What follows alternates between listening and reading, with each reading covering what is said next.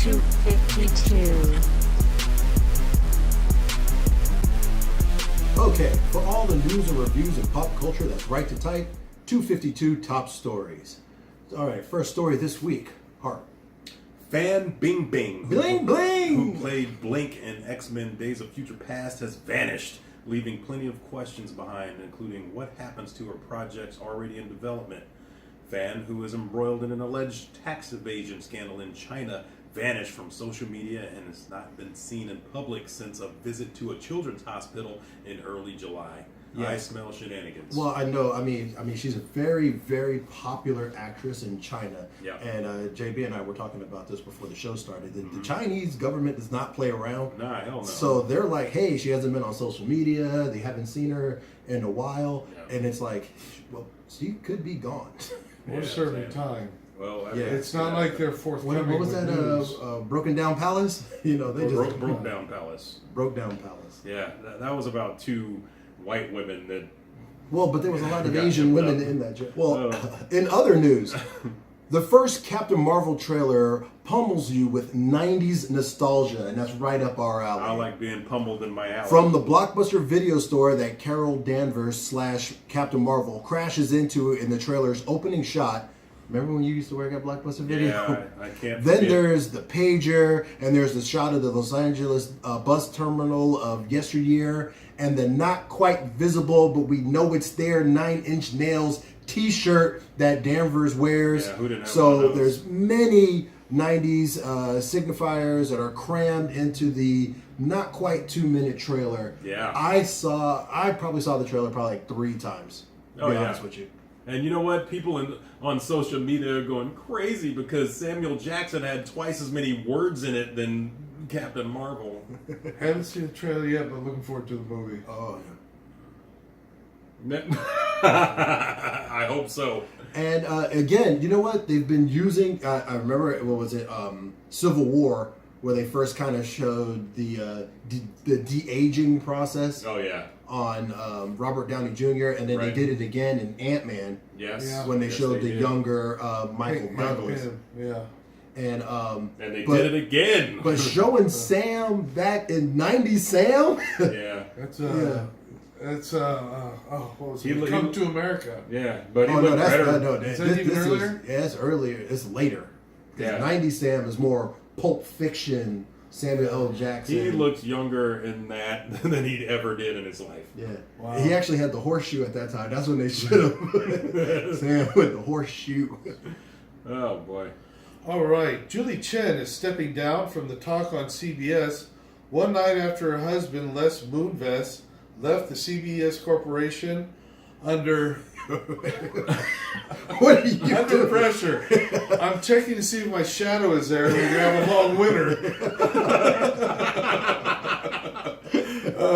Chen's decision is effective immediately, according to 2 sources close to her. I have nothing to weigh in on this except Les Moonves is probably a scumbag. I didn't know the talk was still on the air. Yeah, I believe it's been on the air for 9 years, and it's hard for Julie Chen to be on a show called The Talk when she is not talking about what her husband allegedly did. has Yeah. done. But I mean, who it's- would do that? Yeah. I mean, imagine your wife being on a talk show and her putting your business out in the street. and I would say, bitch, you better not say nothing. That's what I'm saying.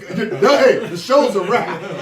I got my The talk button show on the cancel. You and your little girlfriends, that's a wrap. Finger on the cancel button. Get out. You better bring your ass home.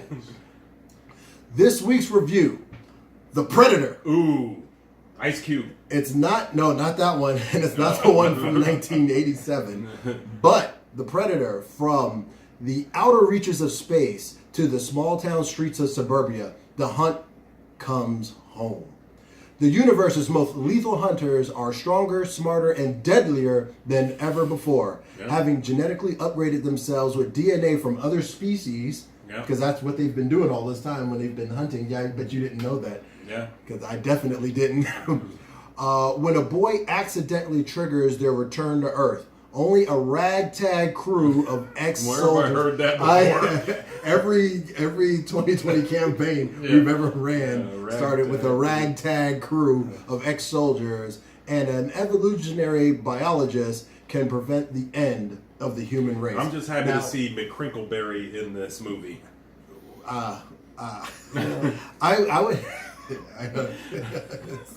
It's so hard for me to even come back to that. Yeah.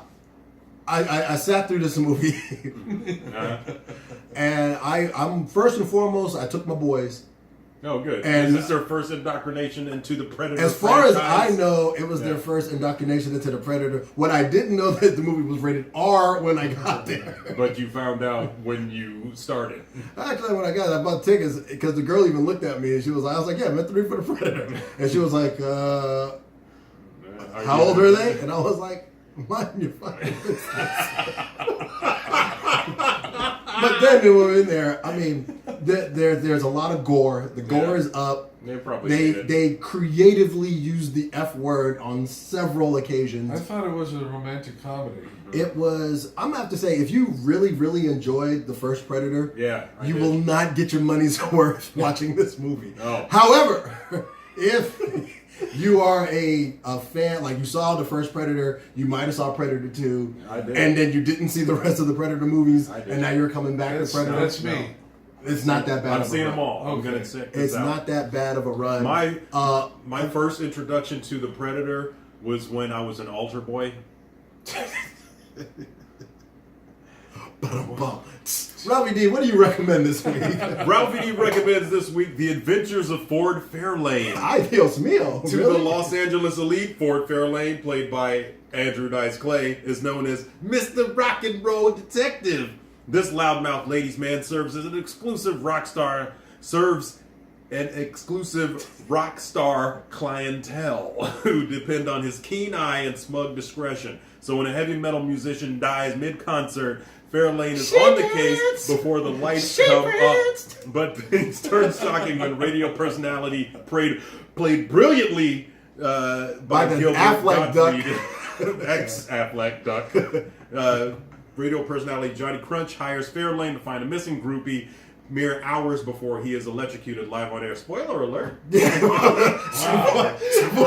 It's 1990. The movie's 28 years old. Yeah, That was the entire movie. I mean, honestly, we're one step away from just doing an entire Ford Fairlane podcast. Like one show, all we're going to do from minute 1 to minute 92 is unfucking believable. Walter Cronkite, I fucked him. Oh!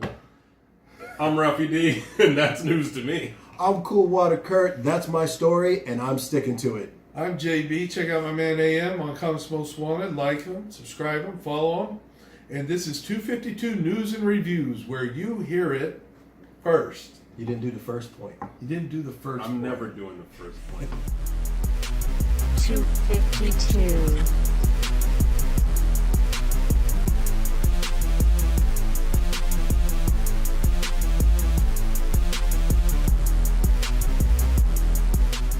Adonis, pull yourself together.